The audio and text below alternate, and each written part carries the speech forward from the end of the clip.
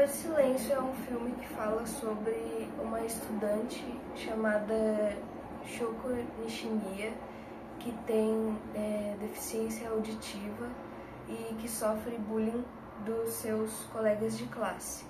A história também conta sobre um dos garotos que bullyingava ela, o Shoya Ishida.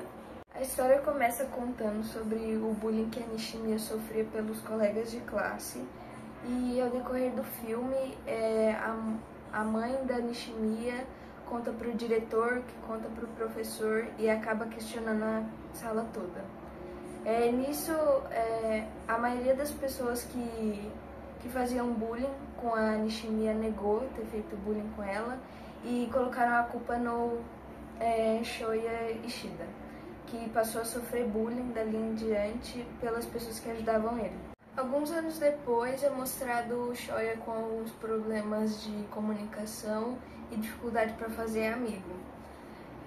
Principalmente porque a maioria das pessoas da escola já sabiam sobre as coisas que tinham acontecido e ele também se isolou ao longo dos anos.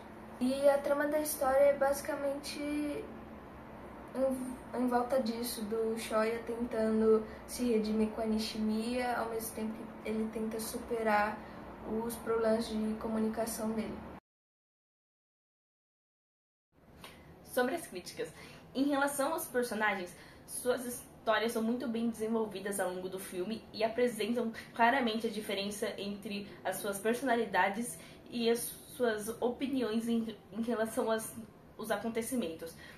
A história não apresenta tecnicamente um antagonista, já que se trata sobre a vida na pré e na adolescência do protagonista. A Voz do Silêncio é um filme que apresenta assuntos sensíveis como ansiedade social, bullying e alguns traumas psicológicos, que são assuntos delicados e que dificilmente são retratados no mundo das animações. Apesar disso, o filme consegue tratar esses assuntos com muita delicadeza e respeito. Algo interessante é que programas, filmes e séries que normalmente são criados para entreter, então estão cada vez mais colocando esses assuntos em pautas nos seus conteúdos. O filme também retrata a vida e a dificuldade de uma pessoa que tem deficiência auditiva e mostra o uso da linguagem dos sinais dessas pessoas, mostrando que essa linguagem deveria ser muito mais valorizada e aprendida para que essas pessoas consigam ser mais comunicativas e consigam se incluir mais na sociedade. Sobre os cenários do filme, eles são muito bem construídos e dá pra ver que foram feitos com muita dedicação e carinho, porque eles são muito belos no geral. Eles combinam perfeitamente com a harmonia do que está acontecendo na cena, e luz, a iluminação, e é muito bonito no geral. Foi muito bem feito. O público-alvo do filme é principalmente o público adolescente, por se passar na fase da adolescência do protagonista. Eu recomendaria esse filme para as pessoas que tiveram algum tipo de trauma desse tipo ou pessoas que têm dificuldade para se comunicar, porque eu acho que vendo esse tipo de filme, vendo como protagonista e conseguiu lidar com isso em relação às coisas ao seu redor, acho que as pessoas poderiam, por meio disso, achar uma inspiração para se ajudar em relação a esse tipo de coisa.